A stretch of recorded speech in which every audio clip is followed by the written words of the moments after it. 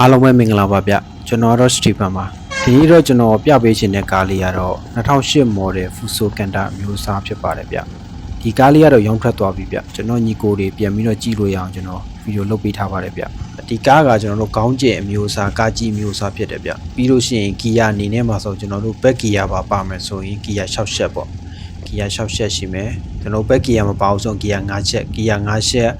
5ပေါက်ပတ်လေတန်နဲ့လာတယ်ဗျပြီးရင်ကျွန်တော်တို့ရှေ့ဘက်တာနောက်လေးအမျိုးအစားဖြစ်တယ်ဗျကားရဲ့ပေရှီကတော့ကျွန်တော်တို့14ပေခွဲ15ပေဝန်းကျင်လောက်ရှိမယ်ဗျပြီးလို့ရှိရင်ကောင်းကျဲကားကြီးမျိုးအစားဖြစ်တဲ့အတွက်ကျွန်တော်တို့ကုန်တွေပါတင်တဲ့နေရာမှာတော်တော်များများဝင်ဆန့်မယ်ဗျဒီလိုကားမျိုးတွေကဘယ်လိုမှအသုံးဝင်လဲဆိုကျွန်တော်တို့ဒီမြို့တွင်းသုံးနေမှာအသုံးတော်တော်လေးဝင်နေဗျကျွန်တော်တို့လမ်းကျန်းဆိုရင်တော့ဒီကောင်ရှေ့ဘက်တာဖြစ်တဲ့အတွက်နည်းနည်းတော့အဆင်မပြေတော့ဖြစ်မယ်ဗျလမ်းတာကျန်းတော့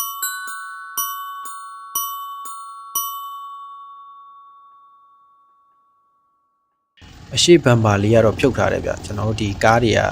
လာတဲ့ခါမှာဒီရှေ့ဘန်ပါတွေထိမိခိုက်မိပြီးတော့ကွဲတာတွေပါဖြစ်မှာကြောင့်လို့ရှေ့ဘန်ပါတော့ဖြုတ်ထားတယ်ရှေ့ဘက်တာအမျိုးအစားဖြစ်တဲ့အတွက်ကျွန်တော်တို့ကားစီးရတဲ့နေရာမှာရှေ့လေးနောက်လေးထပ်ပို့ပြီးတော့ညှင်ညောင်မှုရှိတယ်ဗျဒါပေမဲ့ကျွန်တော်တို့ဒီဝင်နေပါတယ်တင်တဲ့နေရာမှာတော့ရှေ့လေးနောက်လေးလောက်တော့တအားဝင်အများကြီးတန်ဖိုးတင်လို့တော့မရဘူးဗျသူတတ်မှတ်ချိန်အလေးချိန်အဝင်းချင်းလောက်ပဲတင်လို့အဆင်ပြေမယ်ဗျကျွန်တော်တို့ကားရဲ့ဒီအနောက်ဖက်ချန်ပေါ်ဒီမှာတော့ရော့တယ်ဗျနည်းနည်းဈေးတွေကွာနေတယ်တန်ကြီးရောင်တွေဖြစ်နေတယ်ဗျပေါ်ဒီဖက်ချန်တော့ရော့တယ် frame ကတော့လုံးဝ share ပဲဗျ frame တစ်ပေါက်ကတော့ကြည့်လို့ပဲဗျ frame မှာ original စီတာနဲ့ပဲရှိသေးတယ်ပြီးလို့ရှိရင် frame မှာတန်ကြီးရတစ်စက်တစ်ပေါက်တော့မရှိဘူးဗျစီတိုင်ကြီးအကြီးနဲ့လာတယ်ဗျစီတိုင်ကြီး100လီတာဝင်ဆက်တဲ့စီတိုင်ကြီးအကြီးနဲ့လာတယ်ဗျနောက်ကကျွန်တော်တို့အနောက်လေးရလဲကျွန်တော်တို့အပေါ်ဆွဲလေးလုပ်ပြီးထားတယ်ဗျနောက်လေးကျွန်တော်အောက်ဆွဲမဟုတ်ပဲနောက်လေးပေါ်ဆွဲနဲ့လုပ်ပြီးထားတယ်ပြီးရင်တာယာစိုက်ကကျွန်တော်တို့ဒီ16ခွဲစိုက်နဲ့လာတယ်ဗျပုံမှန်ကားတွေဆိုရင်ကျွန်တော်တို့16စိုက်နဲ့ပဲလာပေမဲ့ဒီကောင်ကတော့16ခွဲစိုက်နဲ့လာတယ်ဗျကျွန်တော်တာယာစိုက်ကြီးဗျတာယာစိုက်ကြီးနဲ့လာတယ်ဒီအနောက်ဘက် body တွေဆိုလို့ရှိရင်လည်းအနောက်ဘက် body မှာတော့နည်းနည်းပါးပါတော့ယော့တာပြုတ်တာတော့ရှိဗျပြီးရင်ကျွန်တော်တို့ဒီကြမ်းကင်းကတန်ပြားခင်းမိထားတယ်ဗျတံပြားကျွန်တော်တို့ဒီအောက်မှာတော့အထက်သားပြားရှိတာပေါ့ထက်သားပြားပုံမှာတံပြားထပ်ပြီးတော့အုပ်ပြီးထားတယ်ဗျအောက်ဘက် ground အုံကြီးပါတွေဆိုရင် CU ကစိတ်ရလုံးဝမရှိဘူးပြီးရင် original စေသားအယောင်ပဲဗျအောက် ground အုံကြီးပါတွေဆိုလို့ရှိရင်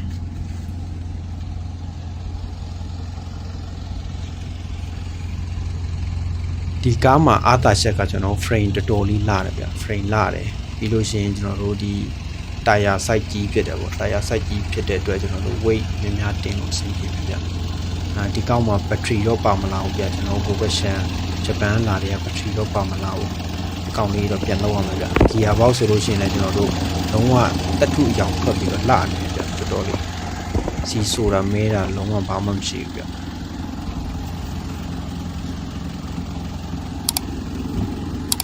Passenger Commission နဲ့လာတယ်ကျွန်တော်တို့အတွင်းခေါင်လိုက်ကားလေးလည်းလာတယ်ဗျ engine ကတော့ဒီကောင် 4150 engine သုံးမိထားတယ်ဗျဒီကကျွန်တော်တို့ဒီအရှိရပတ်မာလေးဗျ driver version ခုံကျွန်တော်လိုက်ပြီးတော့ပြပြီ driver version ခုံမှာတော့ကျွန်တော်အပေါက်ပြင်းနည်းနည်းတော့ရှိမယ်ဗျအပေါက်ပြင်းနည်းနည်းလေးရှိမယ်ဟိုကတော့လိုက်ကားတော့ကျန်နေရဗျခေါင်းပေးတယ်ညစ်တာတိတ်မရှိသေးဘူးဗျစီရတဲ့အစွတ်လေးလည်းထည့်ပေးထားတယ်ဗျစီရတဲ့အစွတ်တစ်ခါလည်းပါပြီးသားကီလိုအနေနဲ့မှာဆိုတော့ဒီကောင်ကီလို3,500ကျော်ပဲရှိသေးတယ်ဗျကီလို3,500ကျော်ပဲရှိသေးတယ်စီရတဲ့နေပါတွေလက်ရပြူရတာလည်းပေါ့ပေါ့ပါပါပဲဗျစီရတဲ့လေးတာပြူတာဘာမှမရှိဘူးအဆင်ပြေတယ်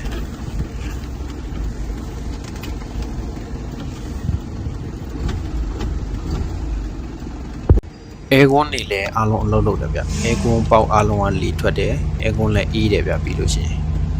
အဲကွန်းကလုတ်တွေအားလုံးအလုပ်လုပ်တယ်ဗျဒီအဲကွန်းမကောင်းတာကျွန်တော်တို့ဘယ်မှာသွားပြီးတော့ဒုက္ခရောက်လဲဆိုလို့ရှိရင်ကျွန်တော်တို့ဒီဖုံတော်သေးတော်တွေသွားတဲ့အခါမှာကျွန်တော်တို့အန်တင်ပြီးတော့သွားတဲ့အခါမှာဒီအဲကွန်းမကောင်းလို့ရှိရင်လူကအထဲမှာကျွန်တော်ကားမောင်းရင်းနဲ့ဇော်ချွေးတွေပြန်ပြီးတော့တော်တော်လေးဒုက္ခရောက်တယ်ဗျအဲ့ဒါအဲကွန်းကောင်းတာတော်တော်လေးအဆင်ပြေတယ်ဗျကျွန်တော်ဂီယာတွေဆန်းပြပေးပြီဗျဂီယာအားလုံးလဲအလုပ်လုပ်တယ်ဗျဂီယာကြက်တာညက်တာမရှိဘူးဂီယာအားလုံးဝင်တယ်ဗျ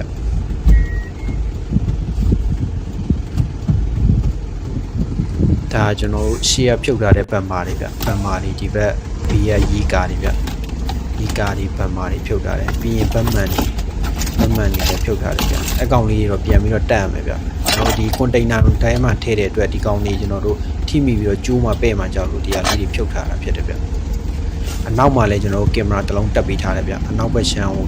ကျွန်တော်တို့ဒီဘတ်မန်တွေကြည့်စရာမလိုပဲကင်မရာနဲ့တိုက်ရိုက်ကြည့်လို့ရတယ်ဗျ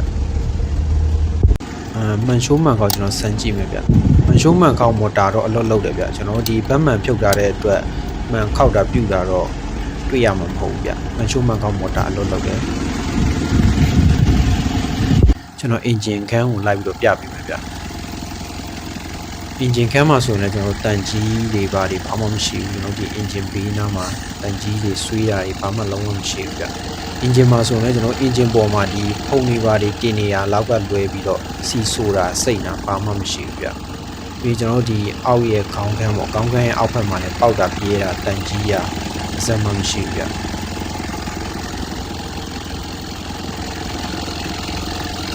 ဒီကားမှာ3မီတာတဲ့ engine 450 တာဖို့ engine 3မီတာပြီးတော့ engine power အနေနဲ့ကတော့ဒီကောင်150 PS ထွက်တယ်ဗျ engine အငွေ့တွေပိုင်းလည်းလွတ်တယ်ဗျဒါကျွန်တော် engine ပုံမျိုးလုံးဆွဲပြပေးထားတာပါအငွေ့မှမတွေ့ရဘူးဗျ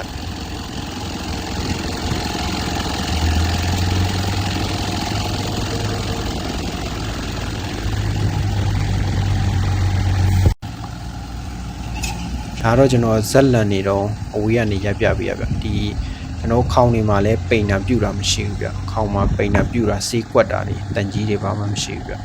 တော်လေးလာတယ်ခေါင်းစေးသားတော့တော်တော်လေးကြံသေးရဗျ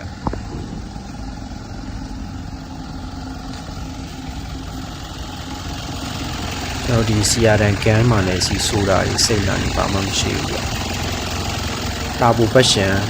န်မှာလည်းစီကျွန်းတာစီယိုတာစီပေးတာဘာမှမရှိဘူးဗျစီလျှောက်ပြီးတော့ဒီပုံကြီးတွေပါတယ်ဒီလောက်ပဲရှိတယ်ဗျစီဆိုတာစိတ်နာတော့လုံးဝမတွေ့ရအောင်ဗျ